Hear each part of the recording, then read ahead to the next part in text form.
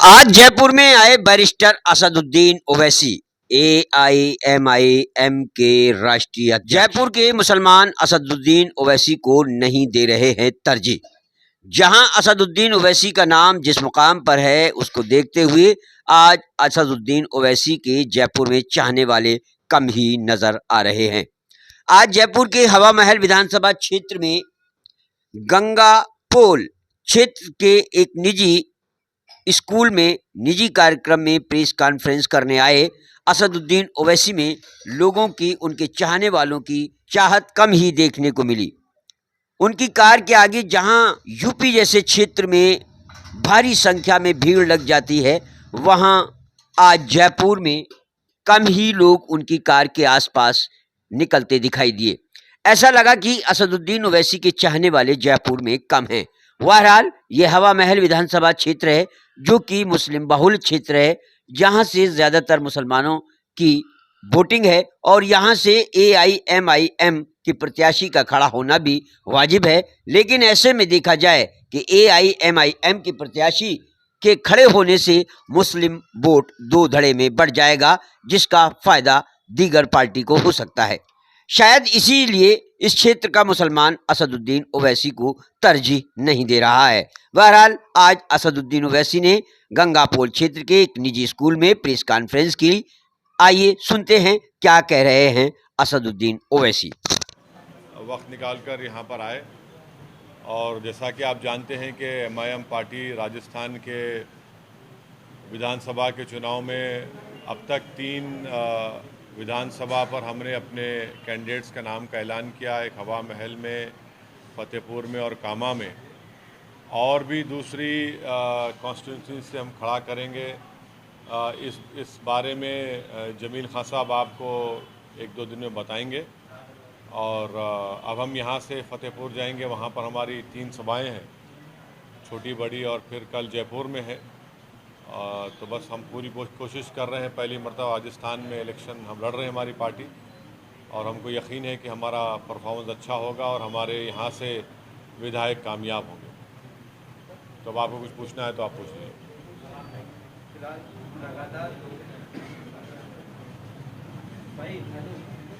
लगातार आपके दौरे जारी हैं, ऐसे में उम्मीद कितनी सीटों की जा रही है, इसका आप कैंडिडेट उतारेंगे, कितनी जीत सकते हैं? नहीं, अभी तक तो जैसा मैंने आपसे कहा कि 3 विधानसभा पर हमारे कैंडिडेट्स का अनाउंसमेंट हो चुका है। आने वाले दिनों में और कितनी जगह पर कितने असेंबली कॉन्स्टिट्यूंसीज में हम लोग इलेक्शन लड़ेंगे, इसके बारे में हमारे प्रदेश के अध्यक्ष जनाब जमील खान साहब आपको 1-2-3 दिन में बता देंगे। आपको कांग्रेस का बेसब्री से इंतजार था? नहीं, मेरे को नहीं था।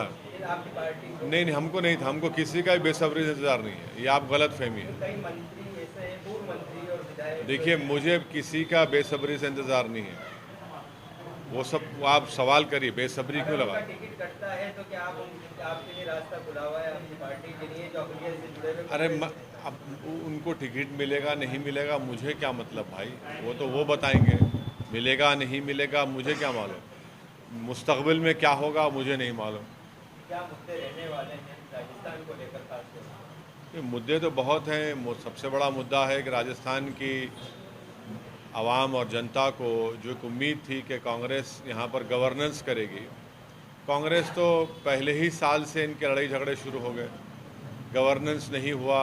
जो जनता उम्मीद कर रही थी कि उनके तकालीफ मसाइल हल होंगे, वो नहीं हुए, और कांग्रेस में अंदरूनी झगड़ा चलता रहा, और फिर कम्युनलिज्म बढ़ता गया। यहाँ पर अल्पसंख्यक समाज हो या जितने 32 बिरादरियाँ हों, उनका कुछ नहीं हुआ। तो ऑल इन ऑल बहुत से मुद्दे हैं। बीजेपी का कम्युनलिज्म है, बीजेपी का मेजॉरिटेरिज्म है, बीजेपी का एक बर्ताव आप देख रहे हैं पूरे देश में किस तरीके से वो कर रहे हैं।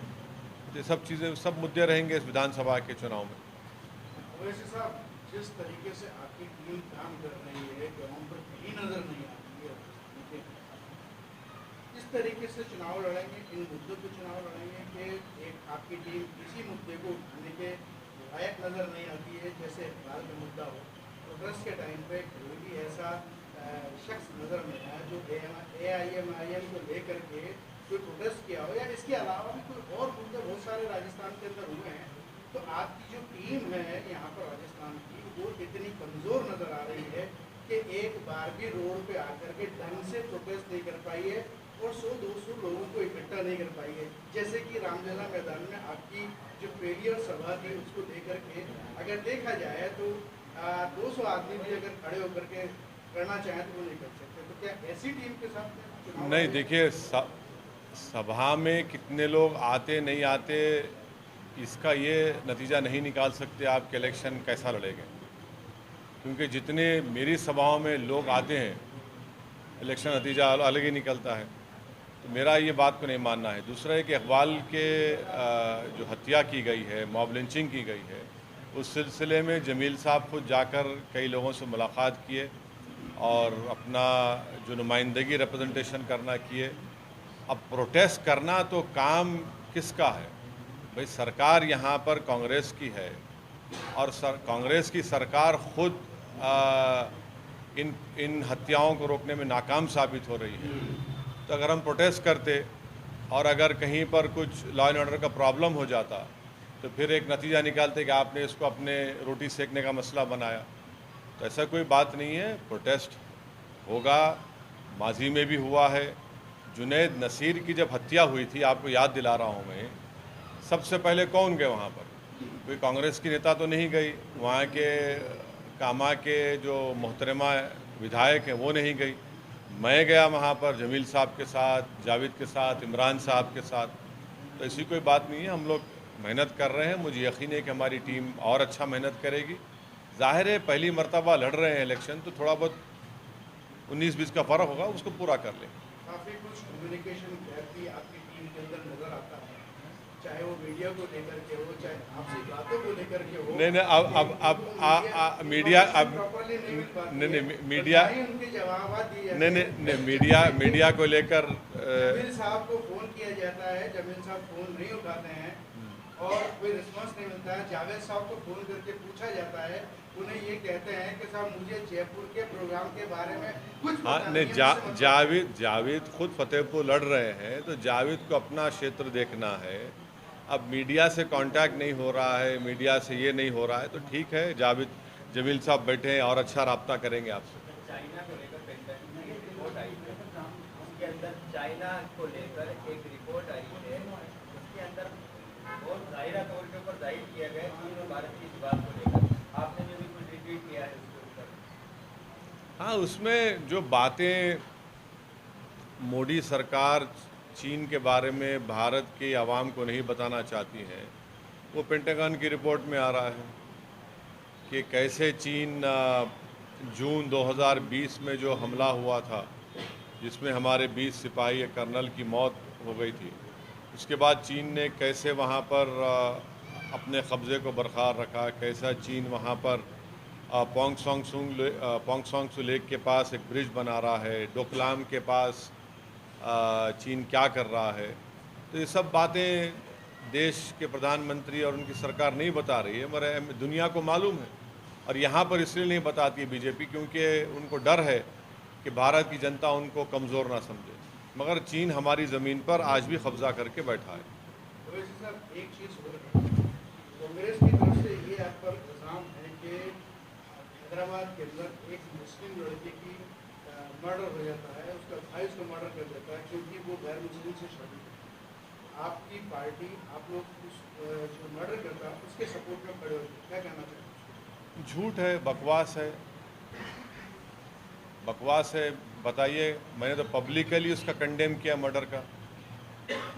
क्या कांग्रेस बाबरी मस्जिद के बारे में क्या राय है उनकी? मुंबई की सड़कों पर जब इंसानियत का कत्ल हो रहा था तो कांग्रेस की क्या राय है? क्या कांग्रेस शिवसेना को सेकुलर कहती है?